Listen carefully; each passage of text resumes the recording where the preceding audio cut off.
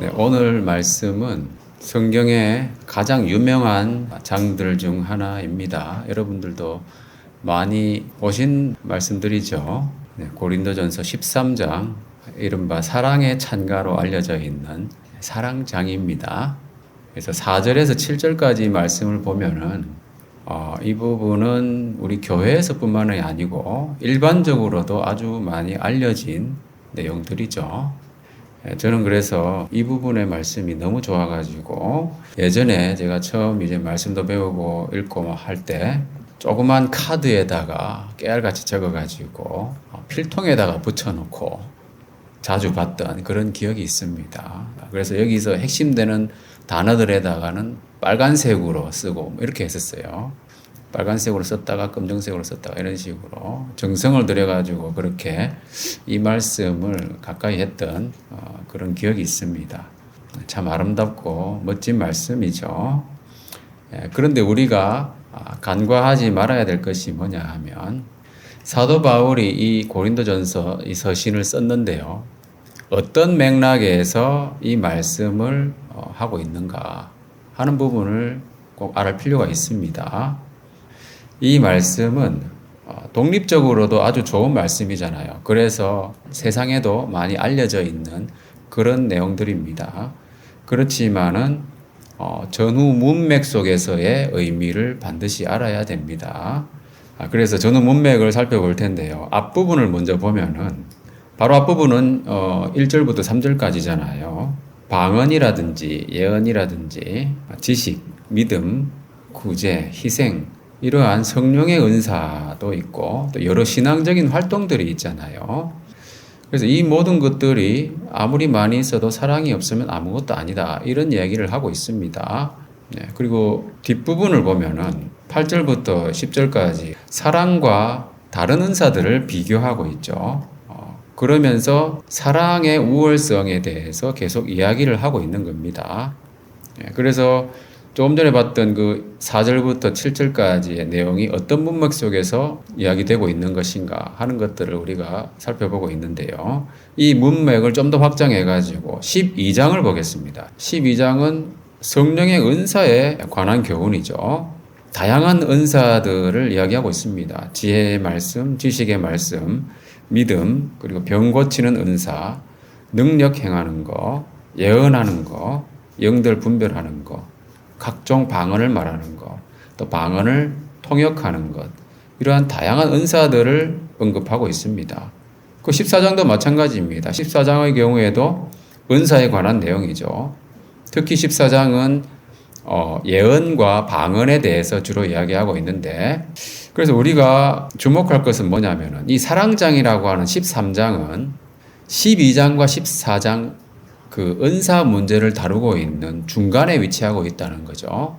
그래서 이 12장에 나오는 말씀처럼 이렇게 다양한 은사들을 언급한 후에 끝부분을 어떻게 맺고 있냐 하면은 다 같이 12장 31절을 읽어보겠습니다. 시작. 너희는 더 큰 은사를 사모하라. 내가 너와 가장 좋은 길을 너희에게 보이리라. 다양한 은사들을 사도 바울이 이야기를 하고 있으면서 마지막 부분에서 더욱 큰 은사를 사모하라고 촉구하고 있는 것이죠. 그러면서 내가 또한 가장 좋은 길을 너희에게 보이리라. 이렇게 말하고 있습니다.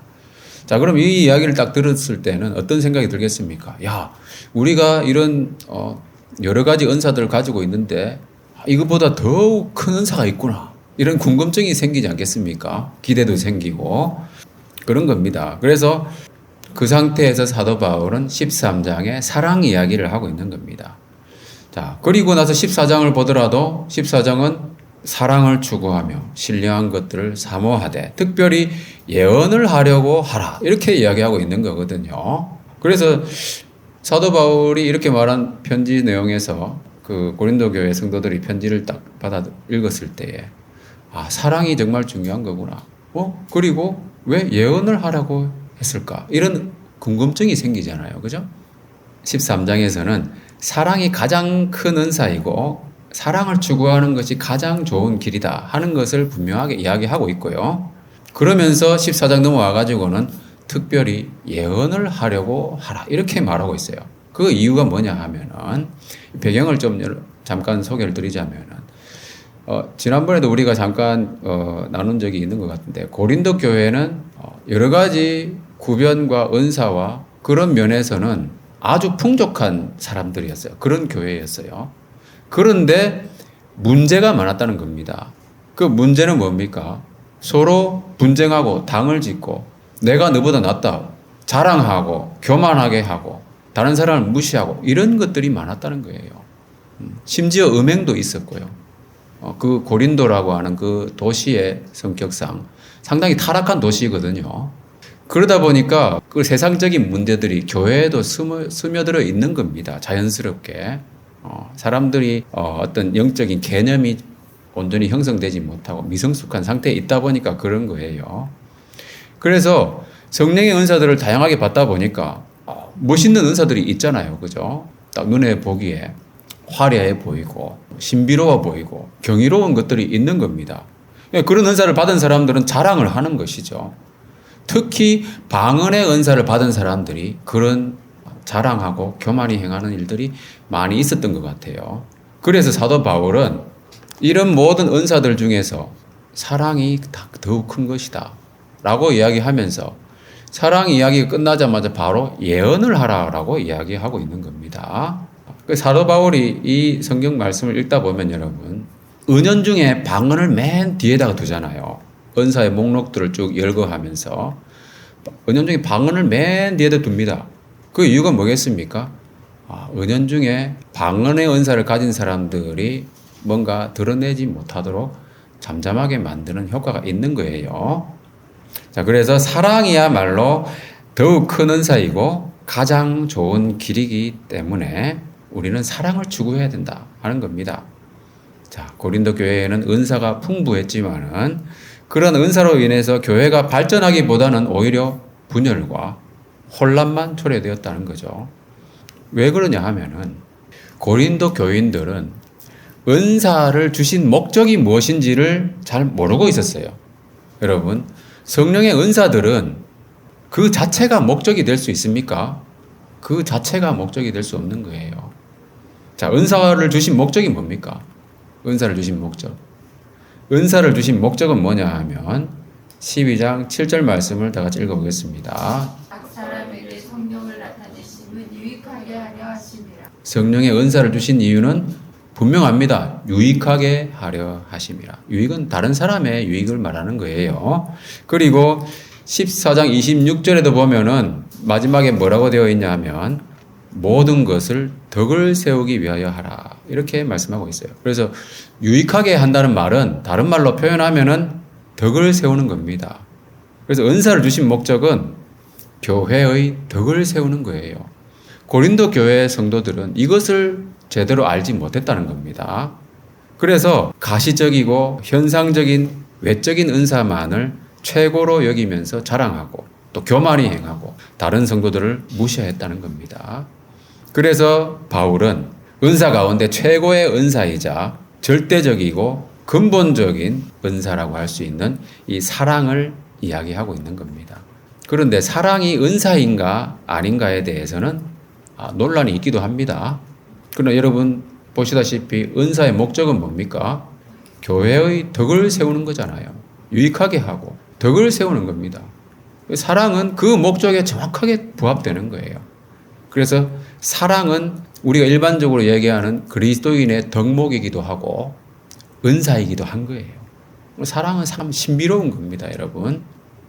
성경에 보면은 명시적으로 은사라고 기록된 것만 은사는 아닌 거예요. 기록된 것만 은사는 아니다. 기록되지 않은 여러 가지 은사들이 있을 수 있는 거예요. 교회의 덕을 세우는데 유익한 재능들도 은사입니다. 예를 들면 여러분 피아노 치는 거 있잖아요. 그 은사예요. 그게 성령의 은사인가? 라고 물어보면은 약간 헷갈릴 수 있잖아요. 그죠? 그러나 여러분 피아노 치는 재능 누가 주신 겁니까? 그 재능 하나님이 주신 거예요. 배웠든 소질이 있었든 아무리 소질이 있어도 배우지 않은 사람은 잘 못 치잖아요. 그죠? 그러한 관심과 노력과 그 연습할 수 있는 환경 다 하나님이 제공해 주신 거예요. 그 하나님이 주신 거 성령의 은사다라고 말하긴 그렇지만은 성령 하나님도 하나님이니까 그죠? 하나님이 주신 은사예요, 여러분. 그것을 칼로 두부 자르듯이 이것은 성령의 은사다, 아니면 이것은 재능이다라고 딱 잘라서 구분을 하기는 곤란하다는 겁니다. 분명한 것은 뭐냐면 은사라고 부르든 아니든 간에 여러분, 교회의 덕을 세우는 것은 다 은사적인 측면이 있는 것이다 하는 것을 우리가 기억할 필요가 있겠다 하는 겁니다. 자, 그래서 이러한 맥락에서 사도 바울이 그 고린도전서 13장의 사랑장을 쓰고 있는데, 고린도 교회의 여러 가지 은사들을, 그 은사들을 사용함에 있어서 너무 무질서하고 혼란스럽다는 거예요. 그래서 그 은사들 분명히 하나님이 주신 것이지만 그것을 사용할 때는 사랑이라고 하는 이 원리, 이 은사를 반드시 동반해서 사용하라, 이런 지침을 주고 있는 거예요. 그래서 이 성도들이 정말로 사모해야 될 것은 다름 아닌 사랑의 은사다. 그것이 교회에 유익하게 하고 교회의 덕을 세우기 때문이다 하는 겁니다. 그래서 사랑의 우월성에 대해서 살펴보겠습니다. 사랑은 뭐냐 하면 모든 은사와 신앙적인 활동을 온전하게 하는 것, 그래서 온전한 것이 사랑이에요. 여러분, 사랑은 그 자체가 온전한 겁니다. 왜냐하면 그것이 뒤에도 말씀드리겠지만 하나님의 속성이기 때문에 그런 거예요. 이 사랑이라고 하는 것은 인간적인 사랑, 뭐 에로스나 이런 것이 아니고 아가페입니다. 이 사랑이라고 하는 것은 하나님의 성품, 하나님의 속성을 우리가 그대로 따라하는 것이기 때문에 아가페적인, 무조건적인 사랑이라는 거예요. 그래서 모든 은사와 신앙적인 활동을 하는 데 있어 가지고 사랑이 없으면은 그것은 아무것도 아니라는 겁니다. 13장 1절에는 이렇게 말하고 있죠. 내가 사람의 방언과 천사의 말을 할지라도 사랑이 없으면 소리 나는 구리와 울리는 꽹과리가 된다. 사랑이 결여된 은사의 무익함에 대해서 맨 첫 번째로 언급하는 것이 뭡니까? 방언이라는 거예요. 방언에 대해서 여러분 정말 냉철하게 우리가 볼 필요가 있어요. 어떤 분은 자기가 방언의 은사가 있기 때문에 성경에 너희가 다 방언 말하기를 원하나 특별히 예언하기를 원한다, 이런 구절이 있거든요. 그 부분 앞부분에 있는 방언 말하기를 원하나, 이 부분에 대해서 그것만 가지고 하나님 방언을 원하신다 이렇게 주장하시는 목사님들이 있습니다. 여러분, 문맥을 봐야 되잖아요. 그죠? 방언을 장려하는 말씀이 아니라는 거예요. 그리고 문제점에 대해서 지적을 하면서 사도 바울이 첫 번째 이야기하는 게 뭡니까? 방언이에요, 방언. 그죠? 그리고 성령의 은사 여러 가지 있는 것들을 쭉 목록을 이야기하면서 맨 마지막에 이야기하는 게 뭡니까? 방언이라는 겁니다. 방언에 대해서 여러분 은사를 가지신 분도 있을 거예요. 그 은사에 대해서는 분명히 오늘 제가 말씀드리는 내용하고 성경에 있는 내용들을 분명히 잘 볼 필요가 있습니다. 하나님이 무엇을 원하시는지, 방언을 주신 목적이 무엇인지 정말 중요한 부분입니다. 이것 때문에 말하자면 고린도 교회가 분열하고 분쟁하고 싸우고 문제가 많은, 그리고 너희들은 정말 어린아이와 같다, 이런 핀잔을 들었잖아요. 그래서야 되겠습니까? 오늘날의 우리나라 교회가. 자, 그래서 첫 번째로 언급하는 거. 자, 고린도 교회 성도들은, 그 사람들은 방언의 은사가 정말 현란하고 신비롭잖아요. 그죠? 그렇기 때문에 절대적으로 우월한 것으로 여기고 자랑스럽게 여기고 또 가장 선호하고 있었어요. 그 방언의 은사 없는 사람들을 무시하고 있었고, 그래서 사도 바울은 그들의 잘못된 생각을 교정하기 위해서 사랑이 없는 방언의 위험성에 대해서, 그리고 무익함에 대해서 이야기하고 있는 겁니다. 방언이 잘못됐다는 게 아니에요. 이것은 분명히 여러분 알 필요가 있습니다. 분명한 것은 뭐냐면 방언이 잘못된 것이 아니고 사랑이 없는 방언이 문제라는 겁니다. 아시겠죠? 자, 사랑이 없는 방언은 뭐라고 했습니까? 여기 소리 나는 구리와 울리는 꽹과리다, 이렇게 표현하고 있어요. 자, 이 사도 바울이 이렇게 비유를 한 것을 우리는 잘 알 필요가 있습니다. 왜 사랑이 없는 방언을 소리 나는 구리와 울리는 꽹과리라고 했는가? 이게 뭐냐 하면요, 당시에 이방 신전에 제물을 드릴 때 그 우상, 그 사람들은 신이라고 생각하잖아요. 신의 관심을 끌거나 귀신을 쫓아내기 위한 목적에서 사용되던 악기가 바로 이것들이에요. 말하자면은 사도 바울이 뭘 이야기하고 있습니까? 사랑이 결여된 방언은 마치 이교도 신전에서 귀신을 불러들이거나 쫓아낼 때 사용하는 구리와 꽹과리와 같다. 이런 거예요. 그러니까 생명력이 없는 것이고 무의미한 소음에 불과하다는 것이고 또 사랑이 없는 방언은 한마디로 우상숭배 활동과 같다 이 뜻이에요. 상당히 여러분 심하게 표현하고 있잖아요. 그죠? 그런 의미입니다, 여러분. 그러면 사랑이 없는 방언이란 어떤 방언인가? 사랑이 없는 방언이 뭡니까, 여러분? 난 다른 사람을 사랑하는 마음으로 방언을 하고 있어. 그렇게 생각할 수도 있잖아요. 그죠? 그럼 사랑이 없는 방언이란 구체적으로 어떤 것인가? 성경에서 무엇을 말하고 있습니까? 자, 여러분, 은사를 주신 목적을 알아야 됩니다. 은사를 주신 목적. 그것이 뭡니까? 유익하게 하는 것이고, 덕을 세우는 것이 바로 은사를 주신 목적이에요. 방언의 은사를 주신 목적도 똑같습니다. 은사이기 때문에 유익하게 하고 덕을 세우는 것입니다. 그럼 덕을 세우는 것은 뭡니까? 덕을 세우는 것은 사랑이 덕을 세운다고 그랬어요. 그죠? 그러니까 사랑은 반드시 있어야 되는 거예요. 덕을 세우기 위해서.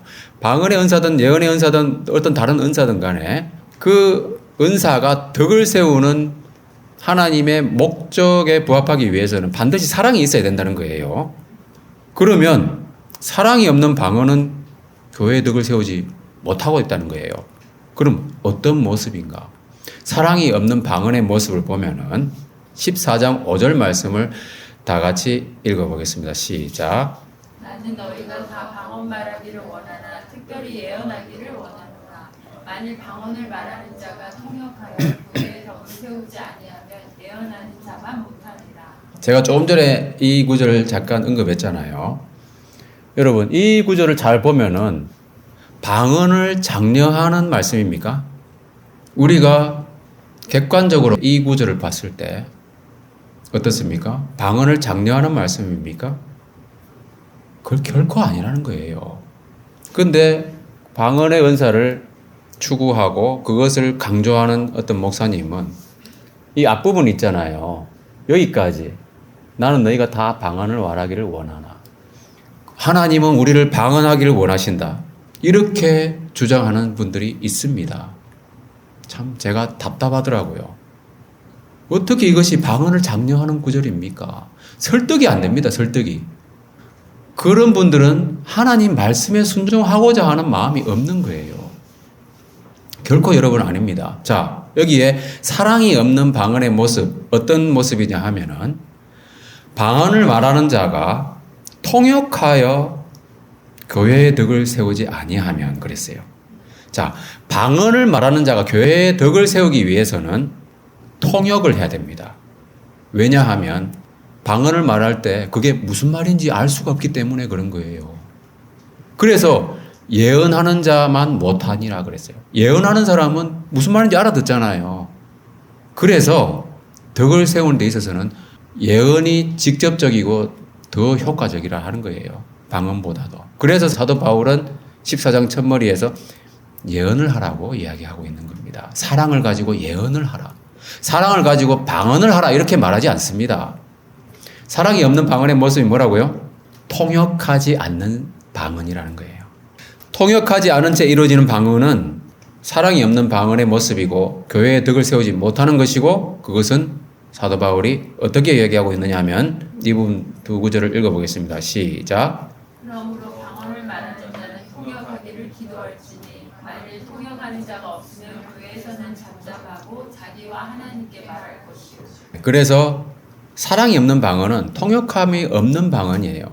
그래서 방언을 하려면은 통역하기를 기도해야 되는데 만일 통역하기를 기도한 하나님이 통역하는 사람을 안 보내주셨다. 또는 자기가 통역을 못한다. 그러면 어떻게 됩니까? 교회에서는 방언하면 안 됩니다. 이건 분명히 말씀하고 있잖아요. 교회에서는 방언을 하면 안 돼요. 금지사항입니다. 금지사항. 그러나 방언이 금해진 건 아니에요. 자기 개인적으로 기도할 때 얼마든지 하라는 거예요. 자기와 하나님께 말할 것이요. 그래서 우리가 오해하지 말아야 될 것이 방언을 금지하는 것이 아닙니다. 그죠? 방언은 분명히 하나님께서 주신 은사이기도 하고 자기의 덕을 세우는 것이기도 합니다. 그렇기 때문에 방을 할 수 있습니다. 그러나 통역함이 없으면 교회에서는 잠잠하고 개인적으로 하라 이 말씀이에요. 그리고 교회에서 할 수 있는 기회가 있죠. 어떤 기회입니까? 통성 기도할 때 음악 소리가 크게 들려서 골방 문을 완전히 닫은 것처럼 차단시켜 놨을 때, 다른 사람의 소리가 나한테 안 들릴 때, 그때는 얼마든지 크게 해도 됩니다. 그러나 내가 기도하는 내용이 다른 사람에게 들릴 정도가 된다. 그러면은 그 부분에 대해서는 조심해야 되는 거예요.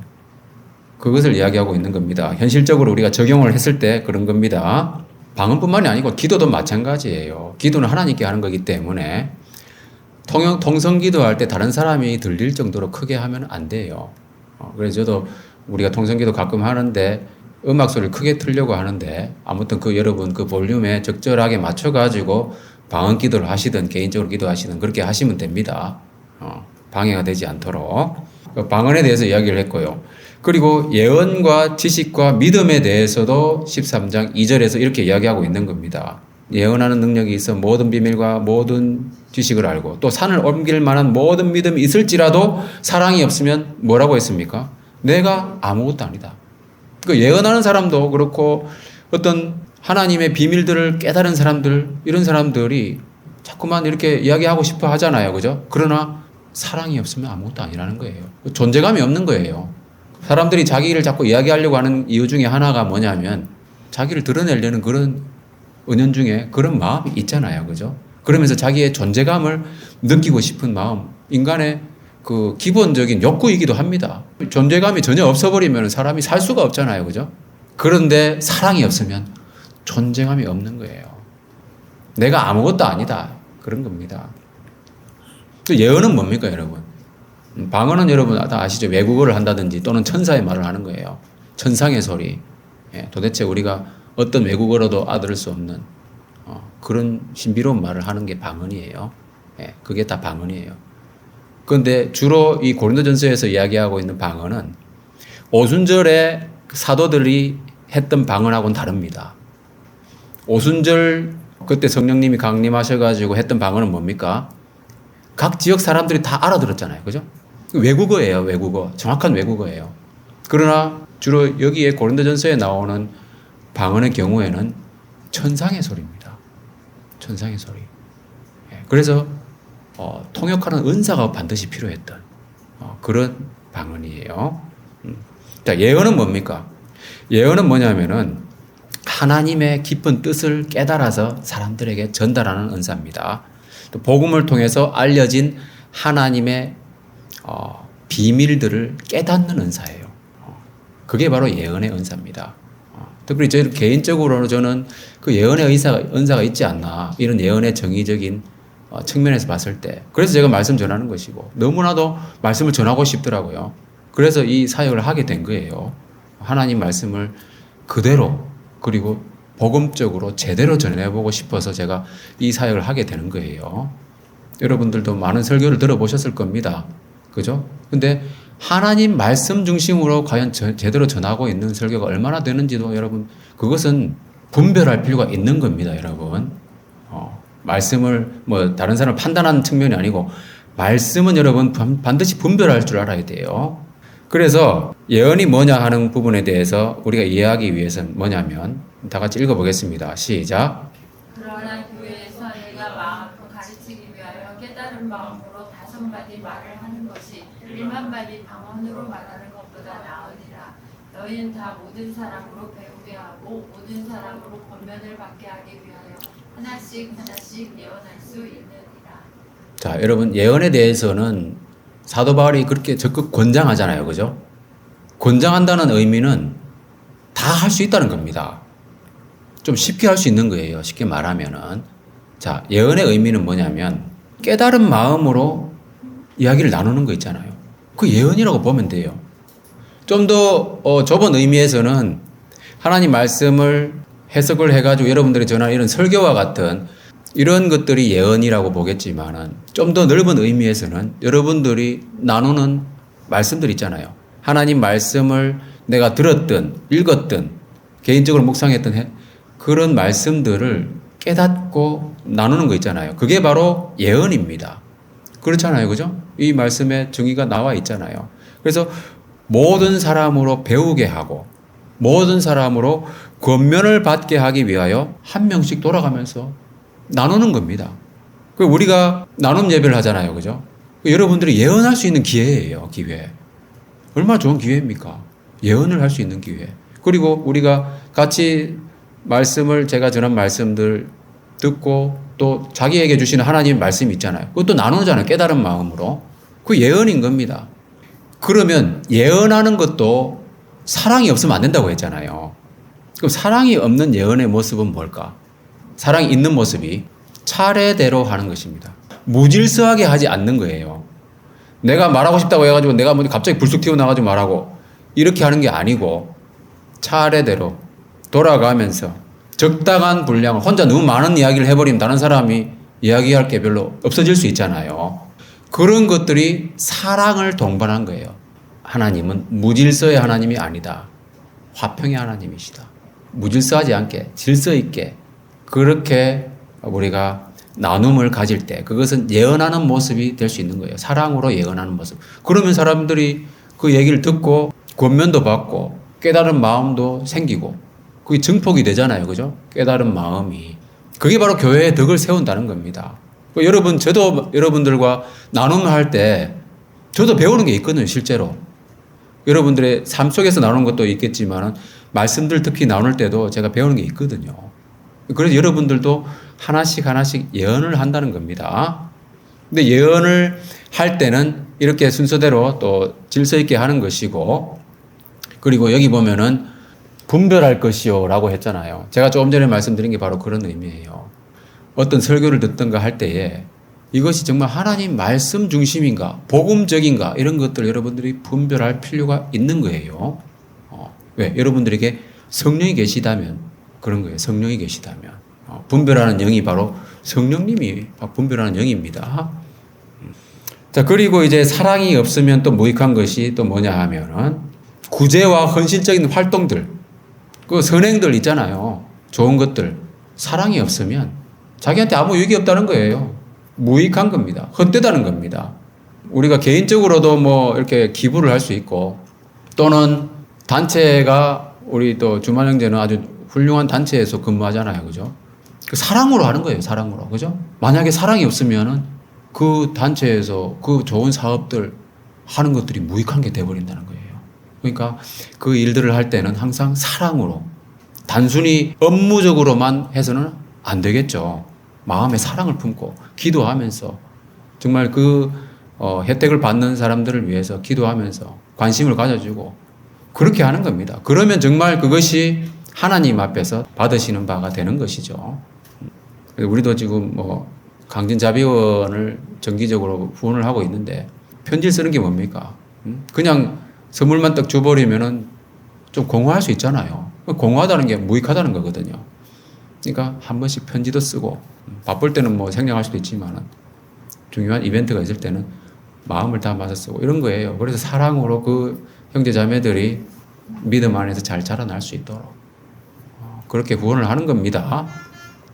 자, 그래서 사랑의 우월성을 정리하자 하면은 사랑이 없는 방언은 뭐라고 했습니까? 통역이 없는 방언. 그것은 바로 우상 숭배와 같다 그랬어요. 그리고 사랑이 없는 예언은 예언과 지식과 믿음과 구제, 헌신 이 모든 것들이 사랑이 없으면 헛되고 무익하다 하는 겁니다. 사랑은 뭐냐면 결국은 골로새서 말씀처럼 이 모든 것 위에 사랑을 더하라고 그랬잖아요. 이는 온전하게 매는 띠니라. 그러니까 사랑이 그 띠로 메어져 있지 않으면 다 흩어져 버리는 거예요. 쓸모가 없다는 거예요. 온전하게 매는 띠가 반드시 필요한 거예요. 그리고 사랑의 우월성 또 한 가지는 뭐냐 하면은 자, 한시적인 다른 은사들에 비해서 사랑은 영원하다. 다른 은사들은 다 부분적이고 한시적인 거예요. 사랑은 아까 온전한 것이라고 했잖아요. 부분적인 것이 아닙니다. 그리고 사랑은 영원한 거예요. 다른 은사들은 때가 되면은 사라질 겁니다. 그 때가 언제입니까? 예수님이 다시 오실 때. 더 이상 예언이 필요 없는 거예요. 그때는 다 방언도 필요 없는 거예요. 계시가 더 이상은 필요 없는 겁니다. 이미 다 드러나 버리기 때문에 그런 거예요. 모든 것이 우리가 지금은 희미하게 보지만 당시에는 거울이 지금과 같은 그런 깨끗한 거울이 아니었기 때문에 희미하다고 표현한 거예요. 우리가 지금 알고 있는 지식 완벽한 것도 있지만은 그렇지 않은 것들이 많잖아요. 그죠? 미래에 대해서는 정말 알 수 없는 것들이 너무나 많습니다. 그렇지만 주님께서 다시 오실 때는 모든 것이 완전케 되는 거예요. 그래서 종말론적으로 그리스도의 재림을 이야기하고 있는 거예요. 온전한 것이 올 때라고 했잖아요. 이 온전한 것은 바로 주님께서 다시 오시는 그 때를 말하는 겁니다. 지식과 예언과 방언들은 부분적이라는 거예요. 그래서 어떤 사람들은 이것을 좀 좁게 해석해 가지고 온전한 것이 예언이나 방언이나 부분적인 것, 그 말에 해당되는 거잖아요. 그죠? 그러다 보니까 이 부분적인 것에 대한 온전한 것은 신구약 성경이다. 이렇게 주장하는 사람도 있습니다. 물론 그것도 나름대로 일리는 있습니다. 왜냐하면은 예언, 방언 이런 것들 지식 이거 다 언어에 관련된 거잖아요. 말에 대한 거잖아요. 그러니까 그것이 그 당시에는 신구약 성경이 완성되지 않은 상태이기 때문에 계시가 완전히 드러나 있는 상태가 아니기 때문에 그 온전한 것은 무엇인가? 바로 신구약 성경 계시의 완성이라고 보잖아요. 더 이상의 계시는 없다. 이렇게 보는 겁니다. 그래서 신구약 성경을 통해서 우리는 온전한 것을 얻었다라고 보는 사람도 있기 때문에 여러분 그런 의미에서는 여러분 성경이 얼마나 중요한가 하는 것이죠. 성경은 정말 중요한 거예요. 그러나 문맥상 이것은 좀 더 멀리 그리스도의 재림을 가리킨다 하는 겁니다. 그래서 주님이 다시 오시면은 모든 것을 온전케 해주신다. 여러분 예언이나 방언이나 한시적이고 영원하지 않다고 그랬잖아요. 영원하지 않는 이유가 뭐겠습니까? 영원하지 않는 이유는 보이는 것이기 때문에 그런 거예요. 영원한 것은 뭡니까 여러분? 영원한 것은 고린도후서 4장 18절은 어떻게 됩니까? 보이는 것은 잠깐이요 보이지 않는 것은 영원함이니라. 자, 여러분 보이는 것이기 때문에 예언과 방언은 영원하지 않다는 거예요. 사랑은 여러분 보이는 겁니까? 사랑은 보이는 것이 아닙니다. 그래서 영원한 거예요. 사랑은 드러나지 않습니다. 마치 사랑은 소금과 같은 거예요. 그래서 녹아서 보이지 않지만은 그 음식물에 간을 하거나 부패를 방지하거나 그렇게 하잖아요. 맛을 보기 전에는 알 수가 없는 거예요. 소금이 있는지 없는지. 그러나 맛을 봤을 때 어떻습니까? 아, 너무 맛있다. 그런 거예요. 분위기를 좋게 하잖아요. 그죠? 그래서 소금이 녹아서 음식의 맛을 내는 것처럼 사랑도 드러나는 은사가 아니다 하는 겁니다. 그래서 사랑으로 섬기는 것은 교회의 덕을 세우는 것이고 소금처럼 맛있게 따뜻하게 해주는 거예요. 분위기를. 보이지 않는 그래서 영원한 최고의 은사가 바로 사랑이다. 덕목이면서 은사입니다. 그래서 사랑의 신비죠, 신비. 자, 이것을 살펴보면은 우리가 다 아는 유명한 구절들 제가 조금 전에도 소개해드렸고 이것을 긍정적인 표현하고 부정적인 표현하고 이렇게 구분을 해보겠습니다. 이 내용들은 대부분 아는 거잖아요. 자, 그래서 긍정적인 표현은 뭡니까? 오래 참는 것이고 온유한 것이고 진리와 함께 기뻐하고 모든 것을 참고 믿고 바라고 견딘다고 그랬어요. 오래 참음, 온유, 진리의 기쁨, 믿음, 소망, 인내 이런 것들 뭡니까? 성령의 열매들하고 비슷하잖아요. 그죠? 성령의 열매들하고 공통적인 부분이 있죠. 이 사랑이라고 하는 것은 하나님의 속성이자 예수님의 성품인 거예요. 성령의 열매이기 때문에 그런 겁니다. 그래서 요한일서 4장 7절 8절 사랑하는 자들아 우리가 서로 사랑하자. 사랑은 하나님께 속한 것이니 사랑하는 자마다 하나님으로부터 나서 하나님을 알고 사랑하지 아니하는 자는 하나님을 알지 못하나니 이는 하나님은 사랑이십니다. 하나님이 사랑이시기 때문에 우리가 사랑을 얻게 되면은 정말 최고의 것을 얻는 것이죠. 하나님의 속성이라는 겁니다. 아가페적인 사랑, 그리스도인의 그 믿음 가운데서 발견되는 하나님의 사랑을 모방한 그 사랑이다 하는 겁니다. 자, 그 다음에 부정적인 표현을 보면은 이런 것들이죠. 이 뭐냐면 사랑이 아닌 모습이에요. 사랑이 아닌 모습은 시기, 자랑, 교만, 무례함 이런 것들이 있는 겁니다. 이러한 부정적인 표현들은 뭐냐 하면 육신의 소욕이에요. 성령의 열매와 대비되는 갈라디아서 말씀은 육신의 욕심이에요. 그것들은 어떻게 표현되어 있냐면은 다 같이 읽어보겠습니다. 시작. 육체의 일을 분명하니 곧 유행과 더러운 것과 호색과 우상 숭배와 주술과 원수 맺은 것과 분쟁과 시기와 분쟁과 당짓는 것과 분열함과 이장과 시기와 술 취함과 방탕함과 또 그와 같은 것들. 네. 그래서 사랑이 아닌 것은 육체에 속한 것들이에요. 육신의 것들이고 그것은 인간의 죄의 본성입니다. 고린도 교회에 이런 것들이 있었다는 거예요. 사랑이 없었고 그들에게는 은사는 많이 있었는데 사랑으로 온전하게 매질 못하니까 이런 것들이 난무했다는 겁니다. 그래서 사도 바울은 서신 앞부분에서 어떻게 책망하고 있냐 하면은 너희들은 그리스도 안에서 어린아이들이다. 이렇게 이야기하고 있는 거예요. 육신에 속한 자다. 저주로 먹여야 되겠네. 아직까지. 왜 너희 가운데 정말 시기와 분쟁이 있느냐. 이런 이야기를 하고 있는 거예요. 왜? 고린도 교회 성도들이 사랑이 아닌 것들을 많이 가지고 있었으니까. 육신에 속한 그 인간의 죄의 본성들을 많이 드러내고 있었으니까. 영적으로 어린아이와 같은 모습이라는 겁니다. 그래서 우리는 어린아이의 일을 버리고 장성한 사람이 되어야 됩니다. 13장 11절에는 세 가지 면에서 어린아이의 일을 버리라고 이야기하고 있습니다. 말하는 것과 깨닫는 것과 생각하는 것에 있어서. 이런 면에서 육신을 따라서 행하지 마라. 육체의 욕구대로 하지 말라. 인간적인 생각으로 하지 말라는 뜻이에요. 그게 바로 사랑으로 하지 않는 겁니다. 시기하고 자랑하고 교만한 것들 있잖아요. 그 장성한 사람이 된다는 건 뭡니까? 이 세 가지 면에서 어른스러워야 되는 거예요. 은사를 사용할 때 있어서도 너희 모든 일을 사랑으로 행하라. 은사뿐만이 아니고 모든 일에 대해서 사랑을 더해서 해야 된다는 겁니다. 오래 참고 온유하고 진리 안에서 기뻐하고 모든 것을 참고 믿고 바라고 인내하고 말하고 깨닫고 생각하는 그 면에서 육신적인 욕구가 아니라 성령을 따라 행하는 것. 그럼으로써 교회의 덕을 세우는 것. 그거예요. 그래서 오늘 마지막 구절 보면은 믿음, 소망, 사랑 세 가지가 항상 있을 것인데 그 중에 제일은 사랑이라고 그랬잖아요. 이 세 가지가 지금까지 고린도 교회 성도들이 많이 가지고 있었던 그런 성령의 은사들, 눈에 드러나는 한시적인 은사들보다 우위에 있는 거예요. 그 중에 제일은 사랑이라고 그랬어요. 이 세 가지는 다 보이지 않는 덕목입니다. 그 중에서 사랑은 은사이기도 하고요. 믿음도 은사적인 측면이 있습니다. 어린아이들 여러분 보면은 자기가 뭐 조그만 거 하나 해가지고 자꾸만 그거 보여주고 싶어 하고 자랑하고 싶어 하고 귀엽잖아요. 그죠? 그런데 나이가 들어가지고도 그렇게 하고 있으면 어떤 생각이 들겠어요? 부모가 되면은 참 마음이 답답한 거죠. 어린아이일 땐 정말 어린아이다우니까 귀여운 건데 나이가 들었을 때도 어린아이스러움을 유치하면 안 되잖아요. 쉽게 말하면. 유치한 거니까. 그래서 이 보이지 않는 거, 그죠? 믿음, 소망, 사랑 이것들은 보이지 않는 거예요. 그러니까 이런 것들로 우리 자신을 단장을 해야 되는 겁니다.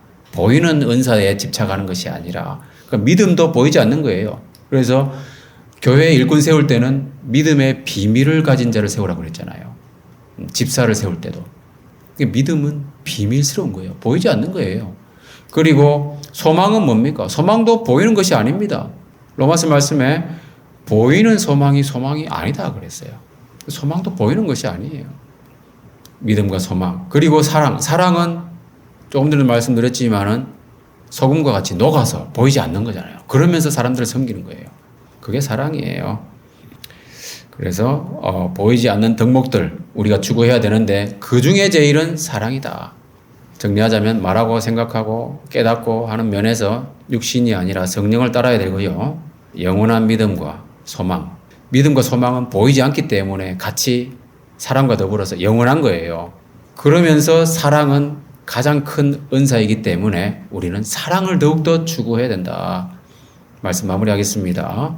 그러니까 성령의 은사들은 은사 자체가 목적이 될 수 없다고 말했죠. 은사의 목적은 교회의 덕을 세우는 거라고 했습니다. 그래서 다른 은사들이 아무리 많아도 그 자체로는 교회의 덕이 세워지지 않는다는 거예요. 오히려 분열과 분쟁과 혼란이 초래될 수 있는 거예요. 그러나 사랑이 있으면은 그것이 온전하게 매는 띠기 때문에 온전케 하고 교회의 덕을 세울 수 있다는 겁니다. 그래서 사랑은 그 자체가 목적이기도 합니다. 이 말씀을 읽어보겠습니다. 다 같이 시작. 이 교훈의 목적은 청결한 마음과 선한 양심과 거짓이 없는 믿음에서 나오는 사랑이거늘. 사랑으로 섬기는 것. 그것이 가장 큰 은사고요. 가장 좋은 길입니다. 그래서 우리는 사랑을 추구해야 되는데 그것이 그 자체가 사랑 그 자체가 목적이기 때문에 그런 거예요. 우리는 사랑이 많은 사람이 되는 거예요. 그것이 목적으로 삼아야 돼요. 인생의 목적이 예수님을 닮는 게 바로 그거거든요. 하나님의 성품을 닮는 거. 그거기 때문에 사랑을 우리가 목적으로 삼아야 돼. 그것이 바로 신앙을 성숙하는 것이고 어린아이를 벗어나서 장성한 사람이 되는 겁니다. 그리고 또 한 가지 우리가 늘 이야기하는 신앙 성숙을 위해서 뭡니까? 말하고 생각하고 깨닫는 것이 어른스러워지려면은 이를 위한 실제적인 처방은 뭐냐 하면 히브리서 말씀이에요. 다 같이 읽어보겠습니다. 시작. 있는 젖을 먹는 자마다 어린아이니 의의 말씀을 경험하지 못한 자요. 단단한 음식은 장성한 자의 것이니 그들의 지각을 사용함으로 연단을 받아 헌악을 분간하는 자들이니라. 이게 바로 우리에게 있어서 실제적인 처방입니다. 신앙 성숙을 위해서, 사랑이 많은 사람을 위해서. 그러려면요, 여러분, 믿음으로 의의 말씀을 경험해야 돼요. 말씀과 기도가 정말 중요한 거예요. 그래서 하나님 말씀으로 말하고 복음의 진리를 깨닫고 말씀 중심으로 생각하고 기도하는 거. 그렇게 함으로써 우리는 사랑이 풍성한 사람이 될 수 있는 거예요. 그래서 하나님 말씀과 기도로 교회의 덕을 세우는 사랑이 풍성한 사람들이 다 되기를, 그러한 저와 여러분이 다 되기를 주님의 이름으로 축원합니다.